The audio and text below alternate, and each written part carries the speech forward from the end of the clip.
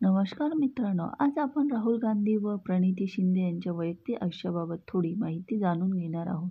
पण त्या अगोदर तेजल नितीन काळमे या चॅनलवर पहिल्यांदाच भेट देत आहात, तर आज नक्की सबस्क्राईब करून घ्या, जेणेकरून असेच इंटरेस्टिंग व्हिडिओ तुमच्यापर्यंत पोहोचतील. राहुल गांधी हे एक राजनैतिक घराण्यातील मोठं नाव आहे. त्यांचा जन्म 1970 मध्ये झाला. सध्याचे हे त्यांचे वय 54 वर्षाचे आहे. मात्र एवढे वय होऊन देखील राहुल गांधी हे अजूनही अविवाहित आहे. गेल्या अनेक दिवसांपासून राहुल गांधी होणार सोलापूरचे जावई ते प्रणितीताई शिंदे यांच्याशी येत्या 31 जुलैला रोजी विवाह बंधनात अडकणार आहे. तरी देखील चर्चा चालूच आहे. तर दुसरीकडे प्रणिती शिंदे यांनी नुकतीच खासदार या पदाची शपथ घेतली आहे.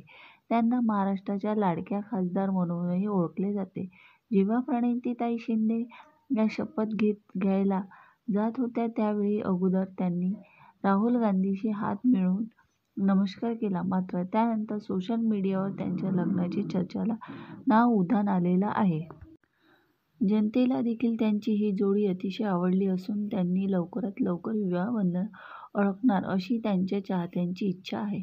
प्रणितीताई शिंदे सुशीलकुमार शिंदे यांच्या कन्या आहेत हे बऱ्याच जणांना माहिती नाही. सुशीलकुमार यांनी आजवर महाराष्ट्रात माजी मुख्यमंत्री, केंद्रीय गृहमंत्री, केंद्रीय ऊर्जामंत्री तसेच लोकसभेचे नेते अशा पदावर काम केले आहे.